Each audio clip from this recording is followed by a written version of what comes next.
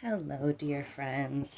I have a slower day today, so I decided to pop on here and have a moment with you all. I'm feeling drawn to these blues today, and I just love this hanky that has these stains on it.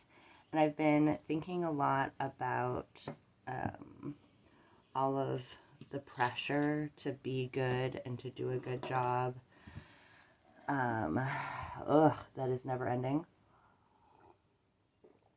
And I listened to this podcast by someone named Jessa Reed. The podcast is called Soberish. And wondering how I want to cut into this, because I'm going to use the edge separate from this nice little stained basket. So let's see. I think I will cut through here. And she talked about interdependency, and she shares what she calls the Interdependence Bill of Rights, and I just think it's like miraculous. So I found someone who did a beautiful job of like writing it all down. So I wanted to share that with you as we sew. If you'd like to pause this and go get a needle and thread and a little scrap of fabric to sew with. And I have a friend who I sent a slow stitching kit to, and she hasn't worked with it yet because she's still feeling like pressure to do a good job. And so I want to invite you to do what I invited her to do yesterday, which is do something that's ugly. Just choose something that's ugly. Make something ugly.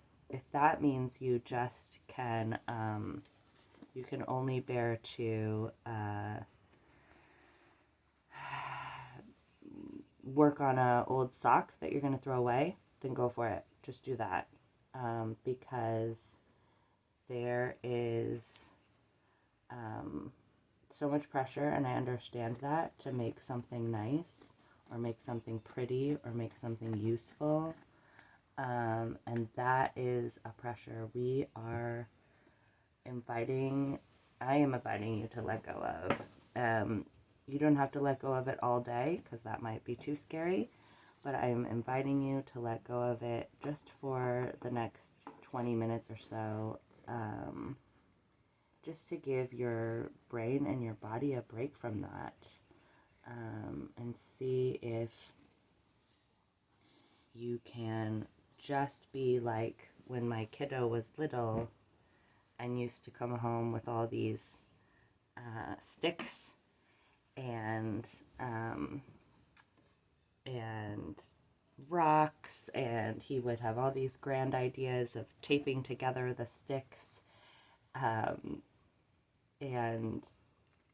paper, and paper towel rolls, and he had all these visions about what he was making, and none of it ever really was,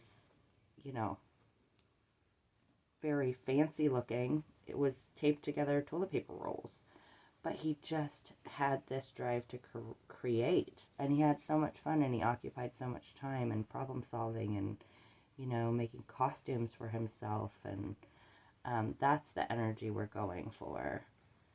So letting go of that, like, good girl or good person energy that is so much wrapped up in, I think, codependency. So codependency is this, like, I need something outside of myself to be okay. And what this podcast, it's on Soberish. I'll make a link on here. What this podcast is doing is saying, let's find it inside of ourselves, and then treat others as if they can find it inside of themselves, and go from there. Okay, so let me read to you her intro. So, her intro is, let me get a piece of thread, hold on. I'm doing this thing of using up these thread pieces. I had a friend of mine sew something, and she didn't quite do it the way I was expecting, so I ended up taking it all out. But there was so much thread that she used, so I really tried to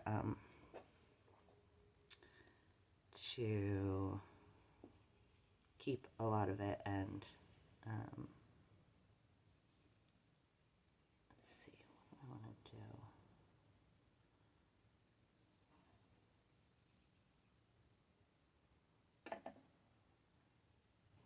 I'm just making a little zip-up bag.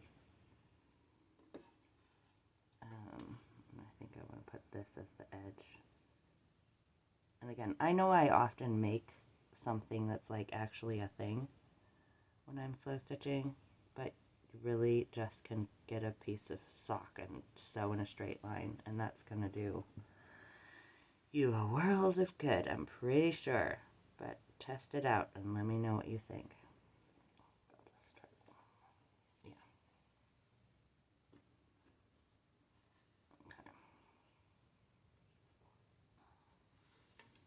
So this was her intro. Up until this point, we have been working on a codependent model. Codependency says everything outside of you is what is real, that everyone outside of you is responsible for your feelings, and the experience you're having outside of you is your truth. If you want to move into a reality where you are creating every aspect of your existence, you're going to have to unenmesh from the perception of others. Stop looking to others to make you happy. Find these things inside of yourself. You're going to have to love yourself. Loving yourself often means saying no to other people and letting them have any perception of you that they are going to have. So let's just let that soak in for a minute, because whew, that makes my little self feel very nervous. Let them have any perception of you they are going to have, right? How does that feel in your body? It makes me very nervous. But I think that that is an indicator that it probably is, something that I am really struggling with, if I have just that big of reaction just thinking of it. Okay. Now, so these are her Interdependence Bill of Rights.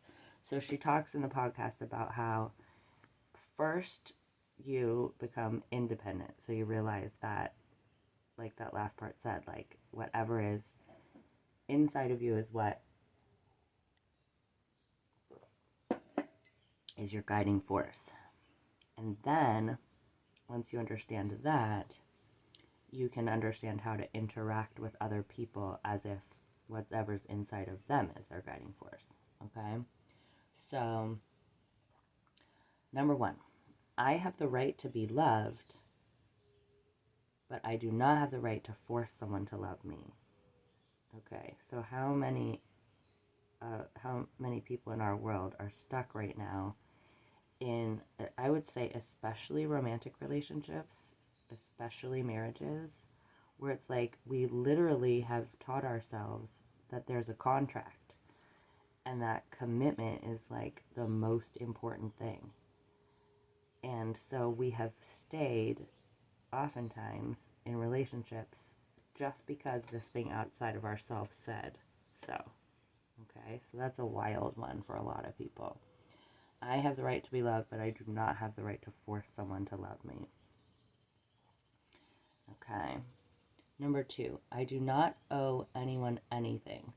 All of my energy exchanges are voluntary, and no one owes me anything. Ooh, that's another big one. Owing. And don't you hear, like, capitalism in there?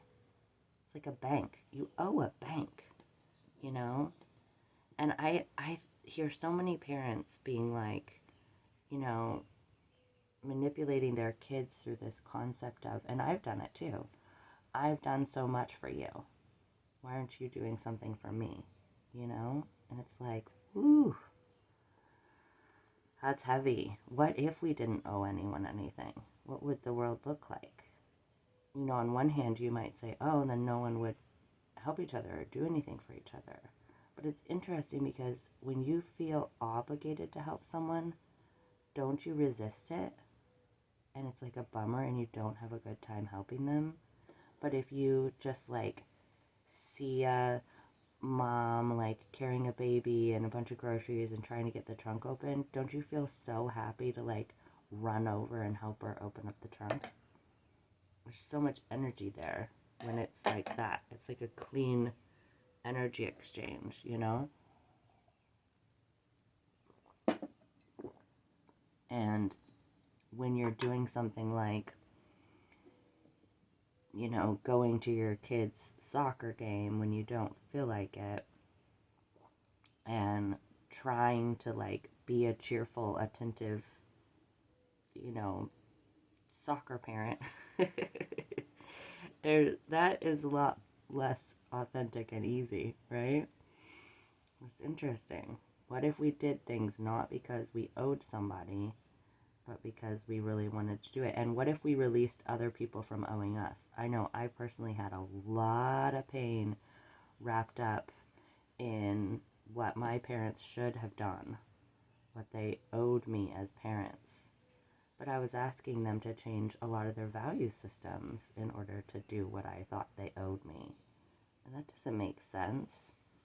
You know, they brought me up in the values that resonated for them, and they fed me and clothed me and, you know, took me to ballet and did a lot of wonderful stuff.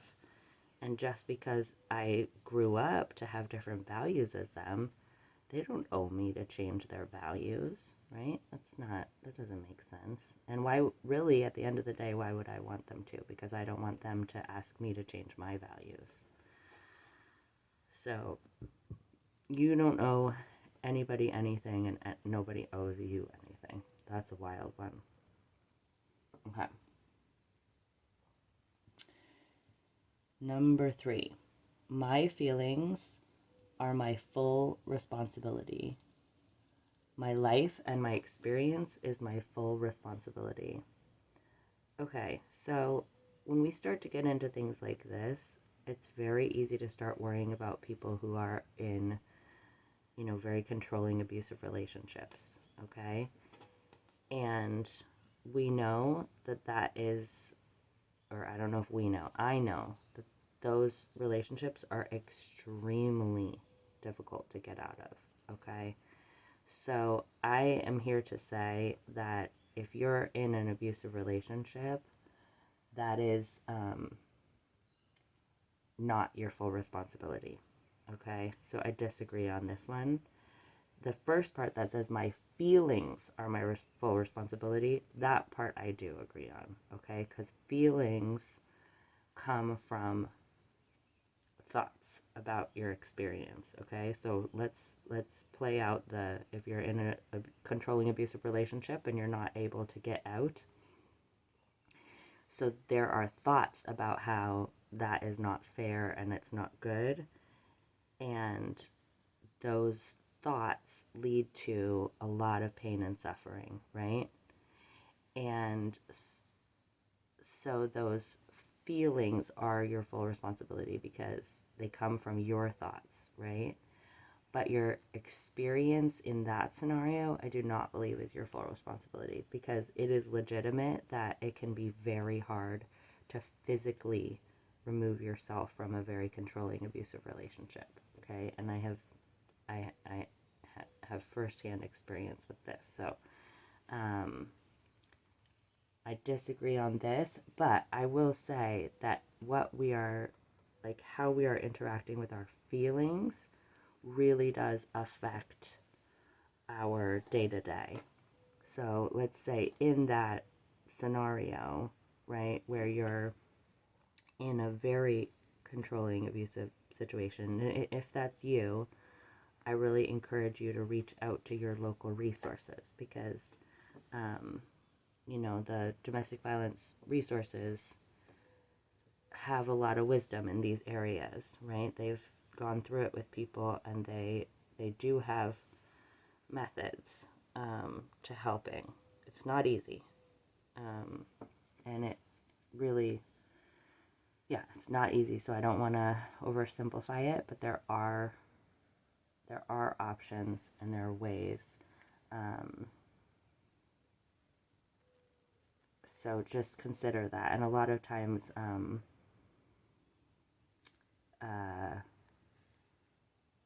you can do something like that by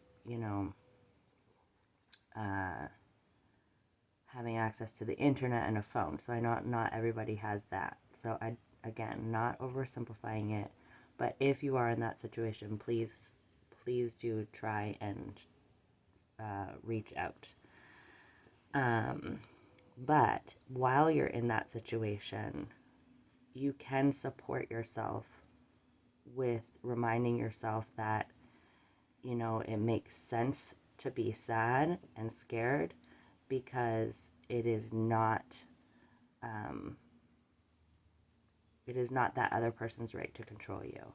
So when you're feeling crazy and when you're feeling scared and when you're questioning, like, is this love?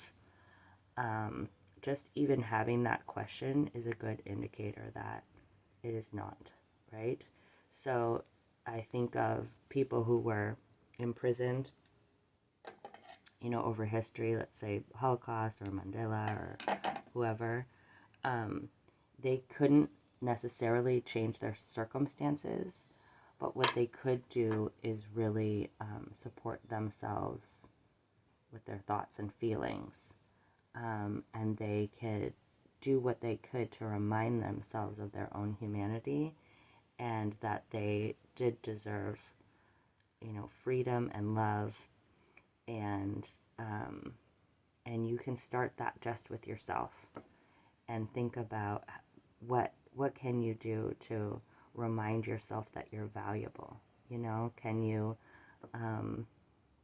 do some sewing? Can you write a poem? Can you gaze out the window and notice some beauty or the freedom of the birds, and remind yourself that you were created for that level of freedom as well. And I do know that does help. It doesn't solve everything, but it is a better existence. If you're physically without freedom, it is a better existence to remind yourself that you do deserve freedom and to access your psychological freedom than it is to be stuck in, like, this is my fault, I'm bad, and that's why this is happening, or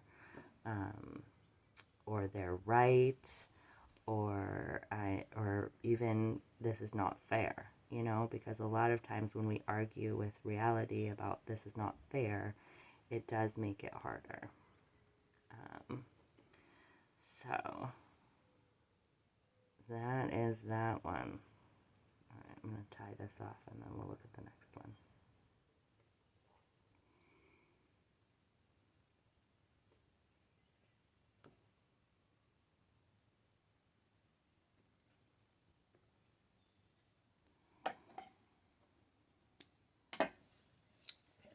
Refresh my screen.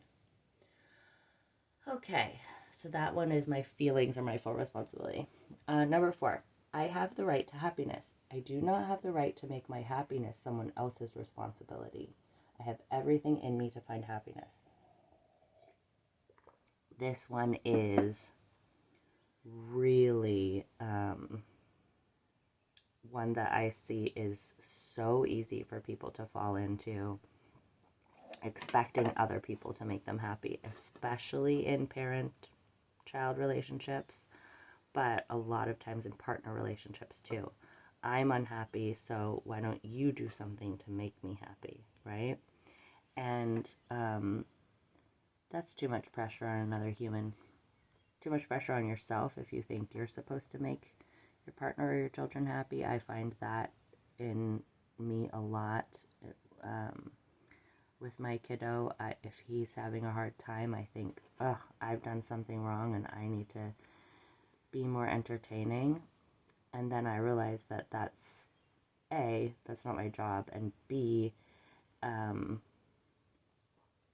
that's not actually to his benefit, because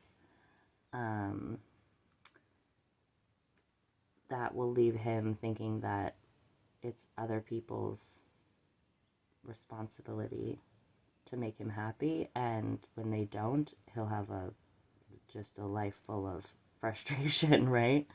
So I really like this one, and I think this one's really important, especially for us who were socialized as women, who are like often taught to make everybody else happy.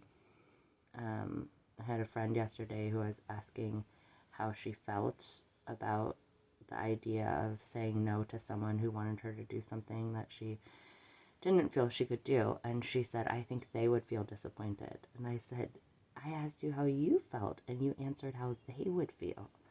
And I thought that was so, like, just such a great example of how focused on other people's feelings we are, that we often can't even, like, we don't even notice that we're responding with how other people would feel when we're asked how we're feeling.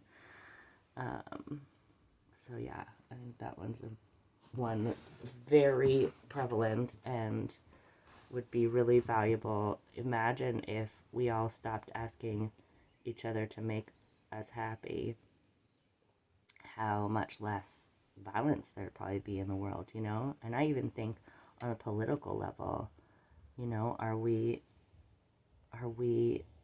asking these politicians to make us happy and spending all our time complaining about the government when we actually have a lot of resources to support ourselves, you know? I'm not saying don't be politically involved. I definitely am. But I'm just saying, remember that when we make it somebody else's job to make us okay, then we're at their mercy, you know? It's just a very precarious place to be. Okay. I have the right to express my feelings. I do not have the right to dictate others' reactions to my feelings. Isn't that one great?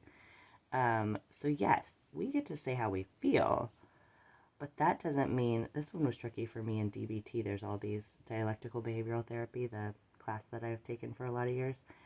There's all these skills that they teach you around interpersonal effectiveness, but what they don't tell you is that, well, I mean, they do tell you sometimes, but it seems like when you're first learning them, that like, this means if you do this, people are going to do what you want.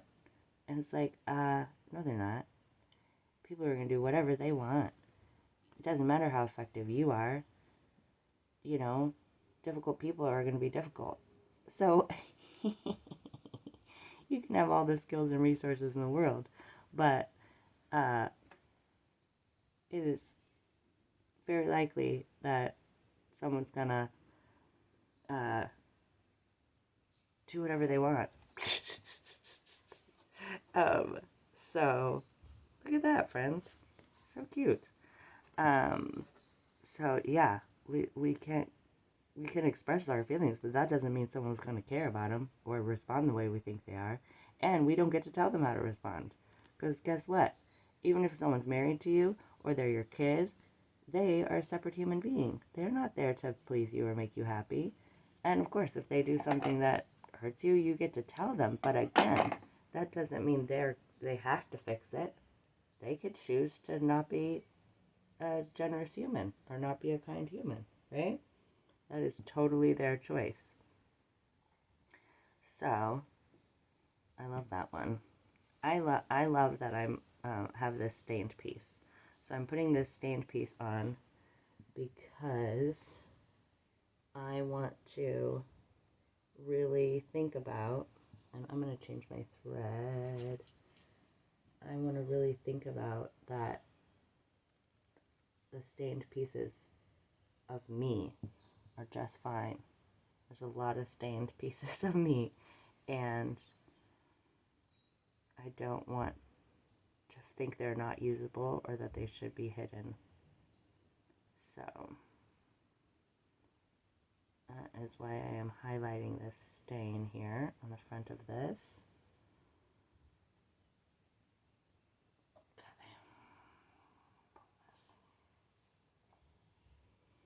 I'm just going to use this, it's kind of like a cream colored embroidery thread because I want this to be a little thicker on the edge here. And I might echo these little X's that this person so sweetly did. I did not make this handkerchief. I got this at Swanson's.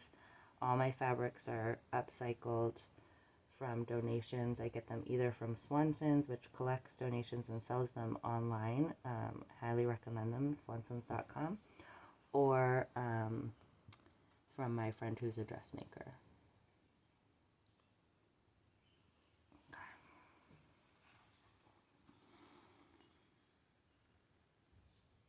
And then she gives me her scraps.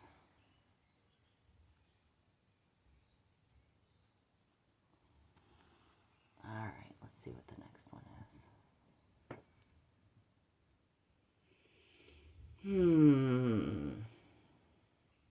I have the right to my own opinion. I do not have the right to dole out my opinion unsolicited, crossing into someone else's space.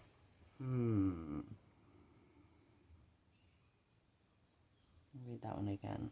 I have the right to my own opinion. I do not have the right to dole out my opinion unsolicited, crossing into someone else's space. So yeah, when I heard this one, I was like, what do I think about that one? I am a person who shares my opinion, but I guess the unsolicited part is the part that matters here. So I was thinking about how I've been involved with this community situation where we're speaking out against the at the local middle school. There have been some counselors who are counseling queer kids out of being queer, and in our state, I live in Massachusetts, that's illegal. And so no matter what opinion you hold, it's just about, well, we have decided as a state that we're not going to do that. So I expect them not to do it. I happen to, have personal experience with being counseled around being queer and know that 47% of trans youth do attempt suicide, which I did as well, as a result of this type of counseling. And so I feel very strongly that queer people are queer, and because that's just who they are, in the same way that if you have brown hair, you have brown hair. And I believe very firmly that we are humans who have just as much value as everyone else, and that we should be treated just as well as everyone else. But either way, in our state, it's illegal to do that. So we've been speaking out against that. But when I was thinking about this, I was thinking, okay, this is not unsolicited, because actually our school superintendent, it's his job to listen to the community, and the school committee as well. The school committee's elected officials, and so that is an open invitation for feedback. So I think that is not the scenario, but I think this is more like, okay, if your child is gonna, take a year off of school and go to travel the world, and you think that's a really bad idea for their future, okay? Well, you could certainly say, I'm not going to choose to financially support you with that, but unless they ask you, like, do you think that's a good idea? I think that's the scenario that she's talking about, like, telling them, like, this is a terrible idea and you're going to ruin your future, is probably not solicited in that circumstance. And, yeah, it's probably a good idea just to keep their mouth shut. Or if somebody is, the situation she used in the podcast, which I think is a solid one, is if someone is, involved with drug or alcohol addiction, if they want help, they'll ask for help. But if you come into their space and start trying to fix them, it's probably going to make it worse. It's definitely not going to make it better, right? I think all of us are aware of that, even though we try to fix each other constantly. So, that's what that one is about.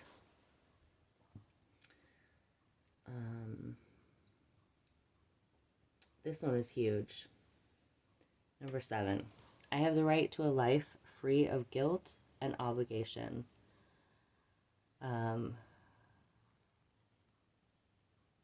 Yeah, and it says, read that again. I have a right to a life free of guilt and obligation. Oh my word, huh? That one's like enough to sit on for several years, especially for me coming from a worldview when I was raised in evangelical Christianity that was like primarily based off of guilt and obligation. Oh my gosh. I really like this. I think it's challenging to think about because so much of our worldview is shaped in this culture by guilt and obligation. But can you imagine if you didn't operate off of guilt or obligation? What would that look like? If you didn't, just thinking about not feeling guilty sounds so nice. I feel so guilty for so many things.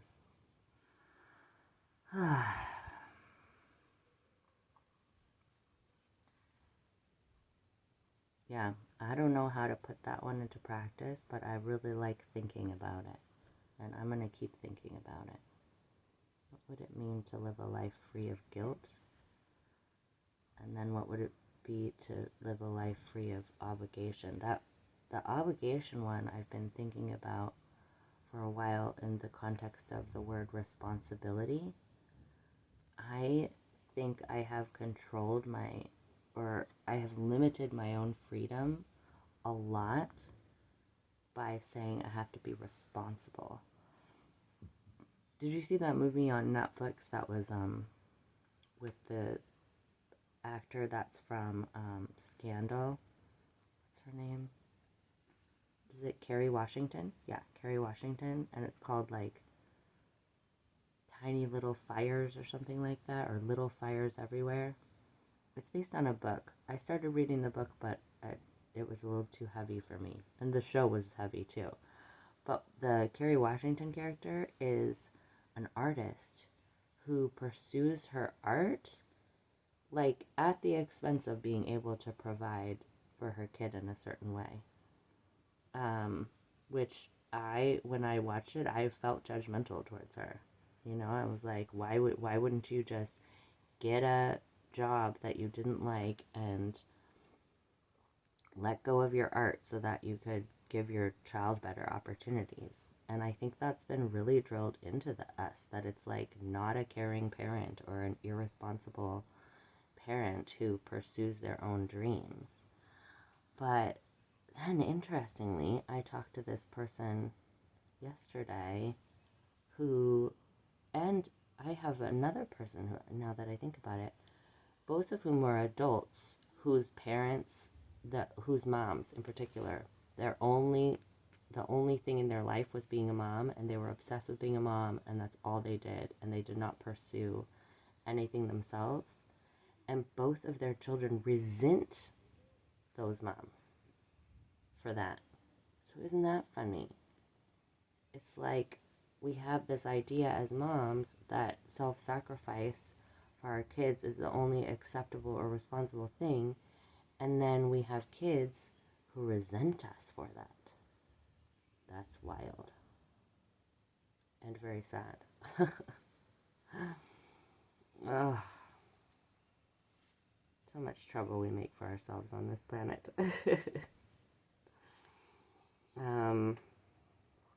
Let's see. I don't have enough thread to finish this, so I think I'm just going to tie a knot here.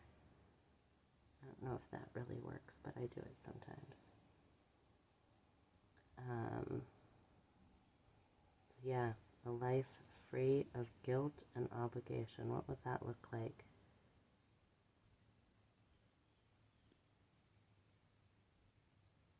It's really interesting to think about. And how maybe, you know, I think of primarily, because my primary relationship is with my kiddo, I think of, you know, will my kid feel bad or abandoned or whatever, but like, what if he actually would resent me more if I don't release that? Whew. And then this next one, I do not have the right to use guilt and obligation to impose my will on others. That one's wild. Like I've already said, I have done a lot of this in a lot of relationships.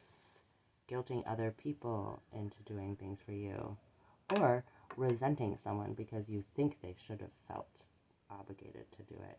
Ooh, that have brought a lot of pain into my life, and it has made a lot of relationships really uncomfortable. That one is a doozy, for sure. Alright, my dressmaker friend gave me this little zipper. I've never put a zipper in before, but I feel like just sew it, right? Just sew it on. And then sew it onto the other side, right? Makes sense to me. I'm not going to do an edge because I like this frayedness here.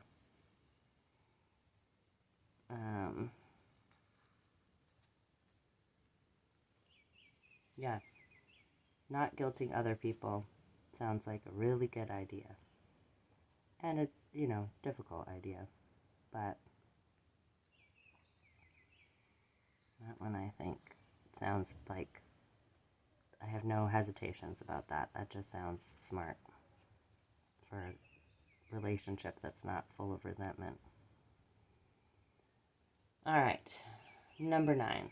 I have the right, we're almost done here.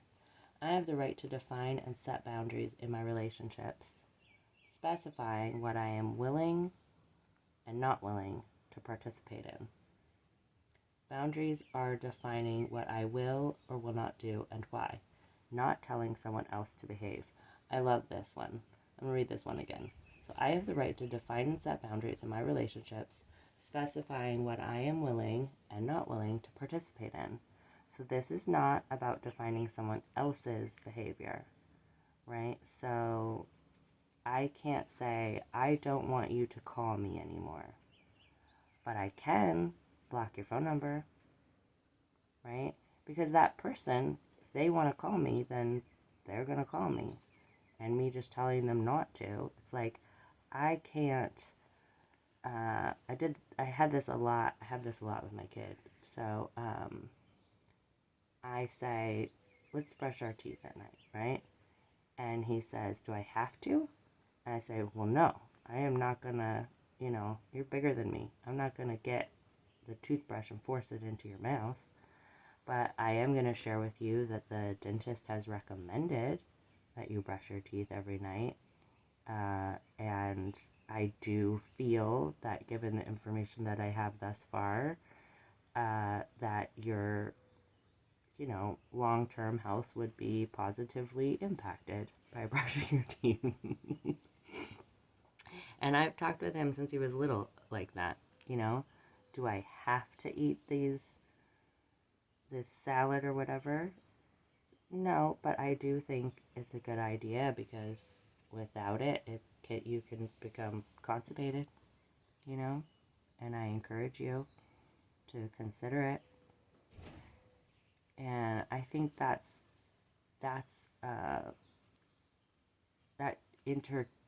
intertwines with the like guilting people into things and trying to, you know,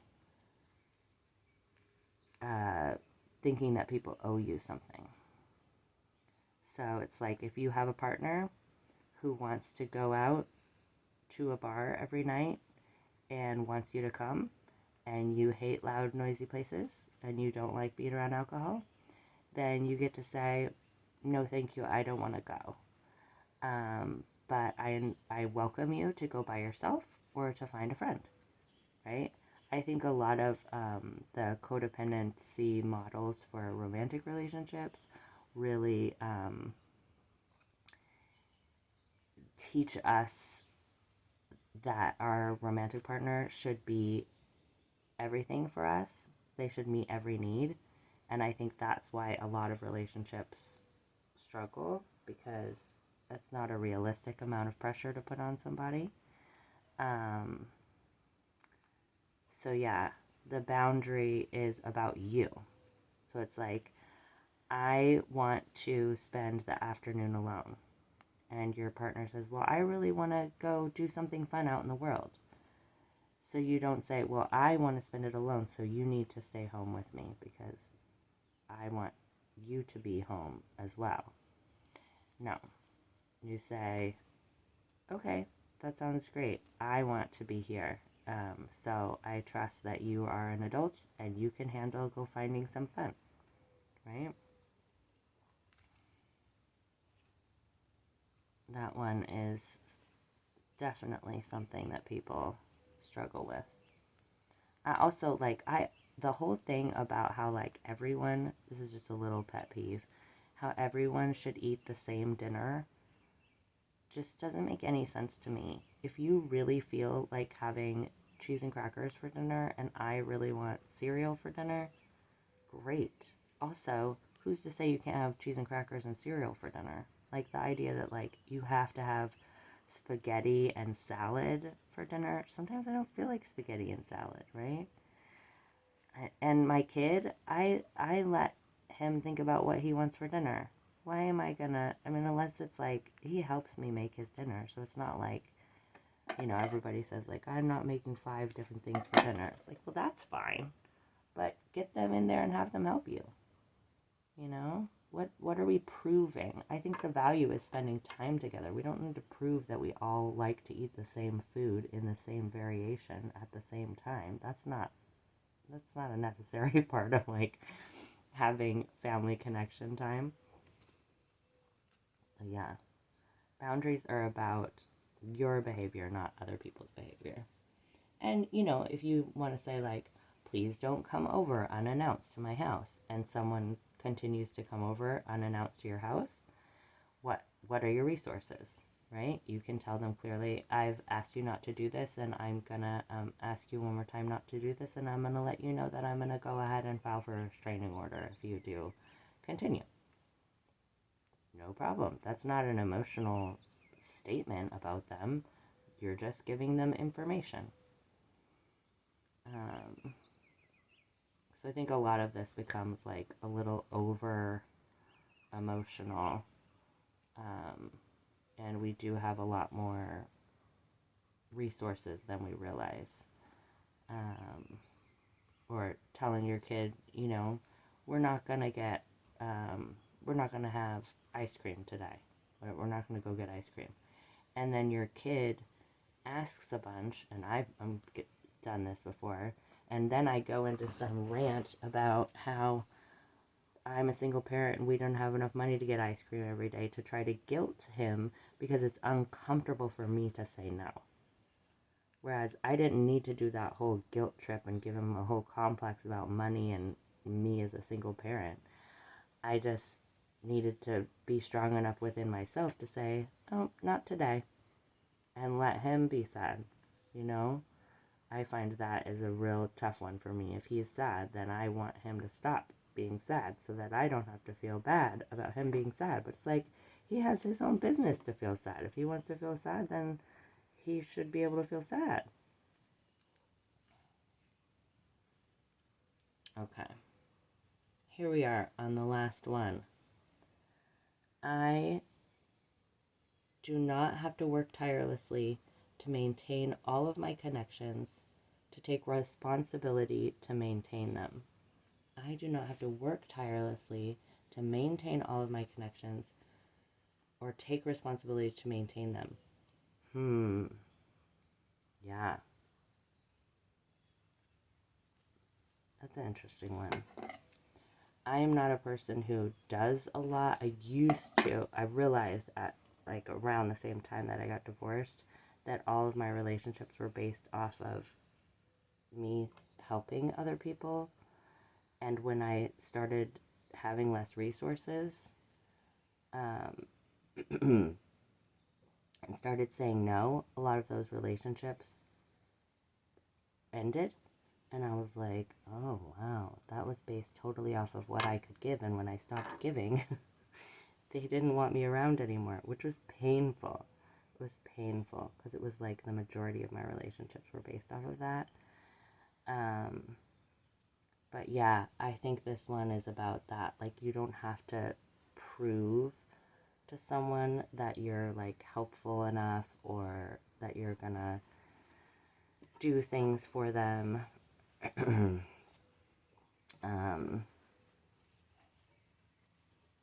think there was probably an order of operations to this zipper thing that I may have missed, but that's all right. I'm gonna I know what I can do. I can pin it.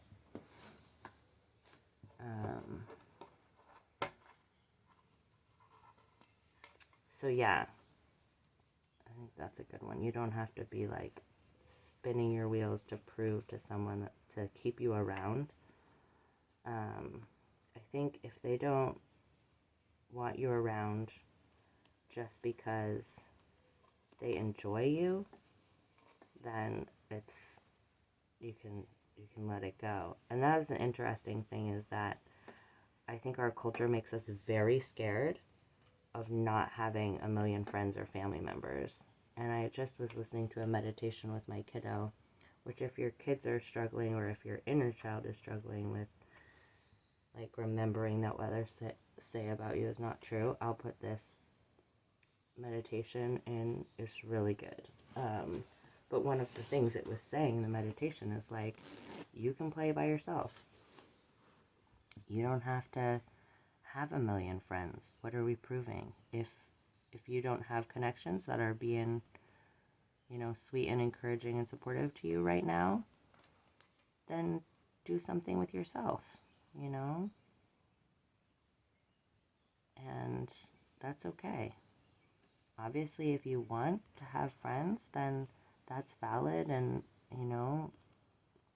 start doing some research about how to create that for yourself. But in the meantime, you don't have to wait to be happy until you have 15 good friends. My aunt, she was this amazing person, and she had the same 4 friends that she went to lunch with once a week for 30 years. And I was always so amazed by that and envious of that. And I don't have that. And does that mean she's a better person than me? No. It just means she had a different set of circumstances. And would I still maybe like to have that someday? Yeah. But do I have to wait to be happy until I have that? No.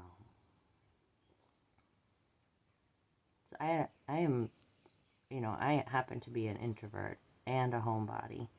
And I am very capable of having a really nice day without seeing another human.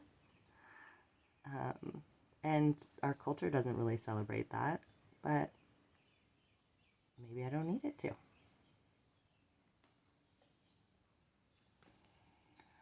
All right, my dear ones.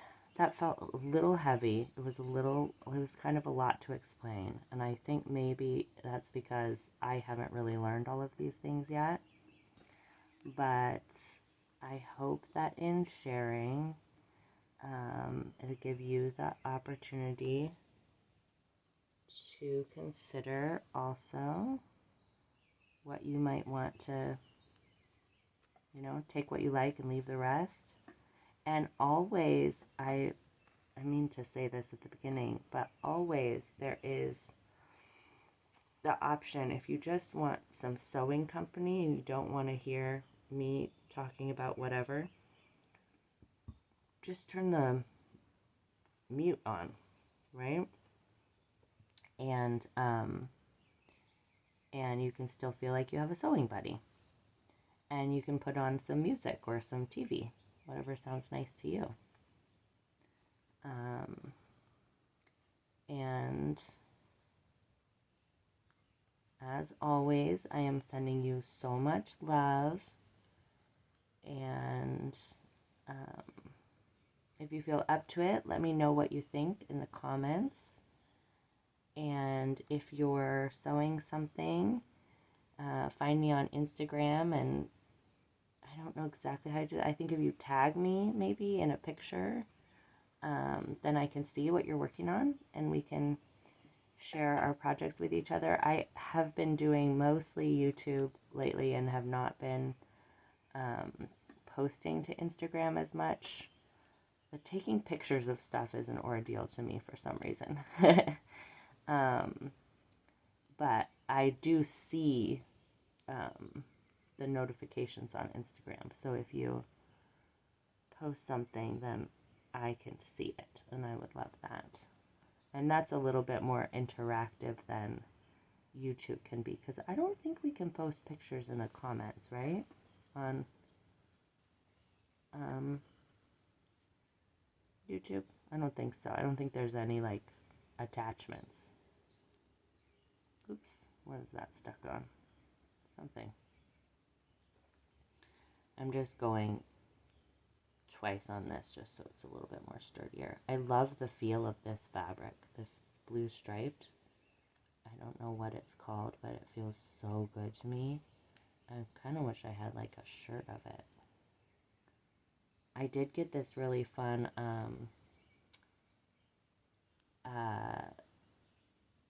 what's it called? Pattern book from Japan. It's all in Japanese, so it's going to be a little bit hard to figure out, but it's pretty self-explanatory. And I'm so excited because I got, I love blue and white, and I got like 5 shirts from the Goodwill that are all different blue and white patterns, and my plan is to cut them up and make a patchwork fabric, and then make maybe a couple things, but at least, yeah, I want to make a apron type dress and some like culotte type pants, and then we'll see if I have enough. But if I have enough, I'd really like to make like a loose coat type thing. A coat per se, but like an overshirt. What would you call that? I'm saving all these little scraps because they make good stuffing for pincushions.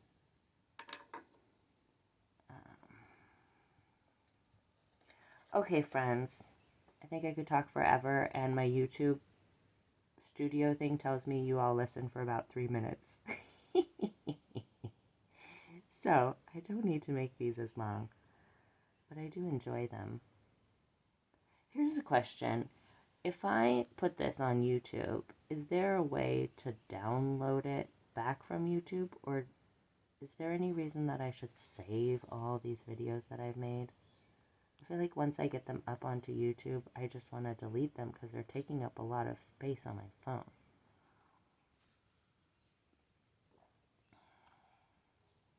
I don't know, maybe I need to get, maybe not a need, but maybe I'll get one of those. I think I do have one of those, like extra hard drives. It's this part of it that is not my favorite. Okay, let's take a look at this. Obviously, I need to sew up these sides, but let's just take a look at this. Here, I'm going to cut this.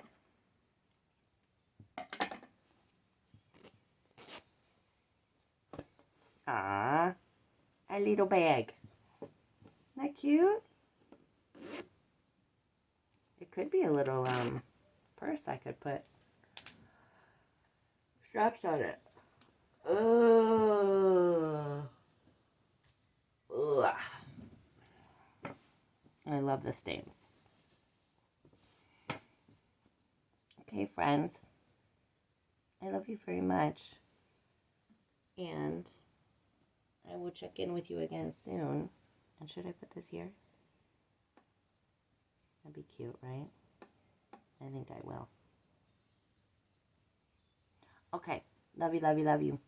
My aunt used to always say that and I loved it. Okay. Talk soon.